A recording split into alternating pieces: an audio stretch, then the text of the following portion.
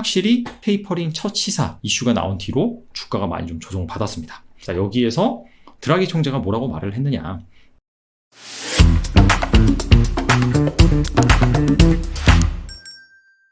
지난 19일 현지 시각 미국에서는 FOMC 의사록이 공개가 되었습니다. 근데 여기에 투자자들이 깜짝 놀랄 만한 그런 문구가 실려 있었죠.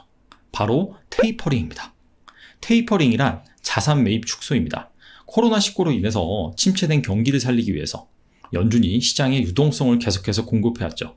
자, 이것이 바로 기업들의 채권 등 자산을 매입함으로써 유동성을 공급을 하는 것입니다. 근데 이것을 축소하겠다. 즉, 지금까지는 완화 기조로 계속해서 가다가 이제부터는 긴축 기조로 가는 것이 아니냐. 자, 이런 식으로 시장에서는 받아들일만 하죠. 그래서 19일 현지 시각 미국 증시 같은 경우에는 상당히 좀 불안했죠. 추가적으로 그간 강세를 보였던 비트코인, 원자재 가격도 크게 하락을 했습니다. 자, 그래서 오늘은 미국 연준이 테이퍼링을 처음으로 시사한 의미는 무엇인지, 연준의 진짜 성향은 무엇이고 이것이 자산시장, 즉 주식시장에 미치는 영향은 무엇인지 여기에 대해서 한번 점검해 보겠습니다. 증권 기사를 보면 전일 아침에 연준 테이퍼링과 관련된 그런 뉴스가 도배를 이뤘습니다. 자, 그만큼 이 테이퍼링이 시장의 화두다라고 볼 수가 있겠죠. 야, 연준 테이퍼링 첫 신호 줬다. 증시, 비트코인, 원유 약세. 즉 뭐 하나 자산시장에 긍정적인 그런 부분이 없었다. 그런 얘기가 나오고 있는 거고요. 정확한 시간표는 없지만 자산 매입 조정을 시사한 것은 이번이 처음이다. 자, 공식적으로 연준이 그런 말을 했다라는 거고요. 연준이 테이퍼링에 대한 첫 신호를 줬다. 자, 이런 식으로 평가가 나오고 있습니다. 그래서 이것이 지금까지는 완화적 통화 정책에 대한 연준의 톤의 변화가 있음을 알 수 있다. 이제 반대로 간다. 자, 그런 식으로 해석해 볼 수가 있는 것이죠.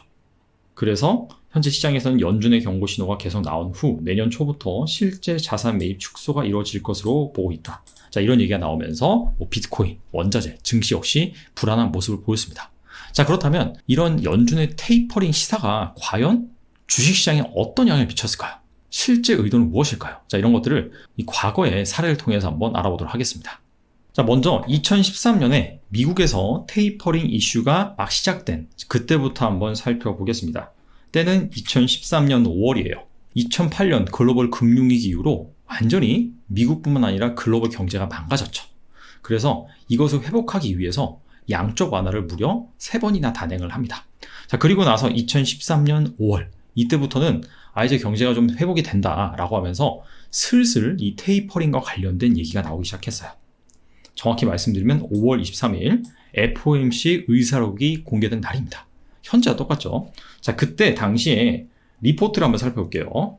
일부 연준 위원들은 향후 지표의 개선 여부에 따라 6월 FOMC에서 QE가 양적 완화죠. 축소를 논의해야 한다는 입장을 발표했다. 그래서 연초 이후 유동성 랠리를 보였던 미국 증시가 이 QE 축소 우려감에 민감하게 반응을 하면서 차익 실현이 나왔다. 자, 그러면서 좀 조정을 받았다. 그런 얘기가 나오고 있어요. 그리고 나서 주가가 어떻게 나 봤더니 확실히 테이퍼링 첫 시사 이슈가 나온 뒤로 주가가 많이 좀 조정을 받았습니다. 이때 당시에 종합주가지수가 2000선을 넘었어요. 근데 저가 기준으로는 약 한 달 만에 1770까지 빠졌거든요. 즉 10% 넘게 한 달 만에 조정이 나왔다라고 볼 수 있는 거죠. 자, 그러면서 6월 19일 날 또다시 FOMC 회의가 열립니다. 자, 이때 당시에 증권가의 의견들을 살펴보면 경제 여건 개선이 지속된다는 조건 하에 가능한 연내 점진적인 QE 축소, 이게 이제 테이퍼링이죠. 이 스케줄을 제시를 했습니다. 즉 5월 달에는 테이퍼링을 할 수 있다라고 얘기가 나오고 6월 달에는 스케줄에 대해서 어느 정도 힌트를 준 거죠. 언제부터 실시를 하겠다. 그리고 또 다른 곳을 보면 유동성 공급 규모의 축소는 더욱 명확해졌지만 기준금리 인상은 먼 미래 일이라는 점을 강조하면서 출구 전략에 대한 불안감을 좀 줄였다. 자, 이런 식으로 논평을 했어요.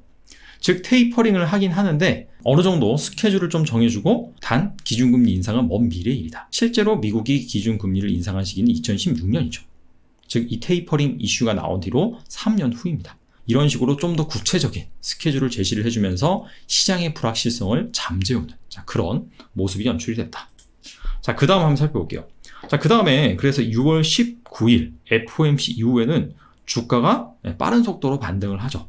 그래서 한 10월 달에는 오히려 이 테이퍼링 이슈가 나오기 전보다 더 많이 주가가 오른 상태입니다.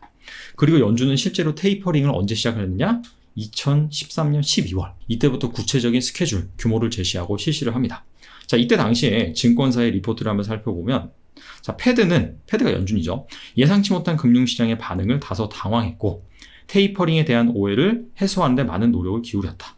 어떤 노력을 기울였냐면, 자, 7월에 버냉키 연준 의장이 미상원은행위원회에 출석하고 FOMC 직후에 기자회견을 열었으며 더들리의 포드햄 대학 연설을 통해서 또 이렇게 완화를 시켰다. 그런 얘기고, 옐런의 의회 청문회 연설 등을 통해서 계속해서 이 테이퍼링이라는 것 자체가 우리가 긴축으로 돌아서는 것이 아니라 미국 경제가 정상화되고 여기에 걸맞춰서 점진적으로 시장에 충격을 주지 않는 범위 내에서 시행을 하겠다라고 하면서 시장을 달랜 것이죠. 그래서 결과적으로는 테이퍼링을 시작하긴 시작했으나 이미 그전에는 주가가 다 회복이 된 상태였다라는 것을 우리가 사례를 통해서 알 수 있었고요. 한 가지 사례를 더 볼게요. 2017년에는 이번에 유럽입니다. 유럽에서 테이퍼링을 시작하게 됩니다. 2017년 6월 27일 이때 ECB, 유럽 중앙은행이죠. 여기에서 테이퍼링을 시사를 합니다. 당시 드라기 총재가 경제 성장세가 빨라지면서 QE 축소, 양적 완화 축소죠. 이 부분을 언급을 합니다. 다만 충분한 근거가 있을 때 점진적으로 시행을 하겠다. 역시 이때도 구체적인 스케줄을 제시하지 않았어요. 그리고 나서 약 한 달이 좀 넘게 지났는데 테이퍼링에 대한 우려, 불확실성 때문에 주가가 좀 조정을 받습니다. 이때 당시에 증권가에서 어떤 의견을 내놓았냐면 올 하반기에 증시에 내재된 악재는 유럽과 미국의 긴축 가능성이다. 특히 유럽의 양적 완화, 테이퍼링 문제가 중요한데 지난 26일 ECB 드라기 총재의 QE 발언이 이런 리스크를 수면 위로 부상시켰다. 그러니까 구체적인 스케줄 규모 이런 것들에 대해서 얘기하지 않았다는 거예요. 그러다 보니까 시장이 좀 불안하게 반응을 했다라는 그런 얘기를 하고 있습니다. 자, 그리고 나서 9월 8일 날 ECB 회의가 또 열립니다. 자, 여기에서 드라기 총재가 뭐라고 말을 했느냐. 모든 정책 금리를 동결하고 양적 완화 규모를 유지하고 그리고 물가 전망치도 낮췄어요. 물가 전망치를 낮췄다는 것 자체가 뭐예요? 경제 성장률이 생각보다 그렇게 높지 않다라고 하면서 우리가 그렇게 테이퍼링을 강하게 하지 않겠다. 그런 말로 해석을 해볼 수가 있겠죠. 뭔가 테이퍼링이 발생을 하면 시장에 큰 충격을 주는 것이 아니냐. 자, 그런 우려를 어느 정도 잠재웠다라고 볼 수가 있겠죠. 그리고 10월에 ECB에서 테이퍼링 논의가 시작이 될 것이다. 즉 테이퍼링에 대한 스케줄은 변함이 없다. 하지만 시장에서 우려하는 그런 강력한 긴축 가능성은 일축을 했다라고 볼 수가 있습니다. 자, 그리고 실제 10월 26일 ECB 회의가 열립니다. 자, 여기에서 구체적인 테이퍼링에 대한 계획이 나오죠. 월간 자산 매입 규모 및 기간 300억 유로로 축소한다. 자, 이렇게 발표를 하고 2018년 9월까지 연장을 하겠다. 그리고 그 이후에는 개방형 양적 완화 기조를 유지를 하겠다라고 밝혔어요. 자, 그때 전후의 주가를 보면 확실히 이 9월 달에 시장의 이 불확실성을 잠재운 이 부분이 호재로 작용을 하면서 주가는 오릅니다. 그리고 실제로 이렇게 ECB 회의가 10월 달에 열린 이후에 그 다음부터는 테이퍼링을 실시를 하죠. 자, 지금까지 살펴본 내용을 정리를 해보면요. 먼저 연준이나 ECB 같은 경우에는 테이퍼링을 이제 슬슬 시작할 때다 라고 하고 시장에 메시지를 던집니다. 그리고 시장이 어떻게 반응하는지 살펴봅니다. 그리고 나서 시장에서 좀 과하게 반응한다 라고 한다면 그 다음 메시지를 던져주죠. 시장에서 너무나 우려하는 것이 심하다라고 하면서 시장에서 우려한 그런 부분들을 어느 정도 낮춰줘요. 즉 불확실성을 좀 줄여주는 거죠. 자, 그러면서 좀 더 구체적인 이 테이퍼링의 계획을 제시를 합니다.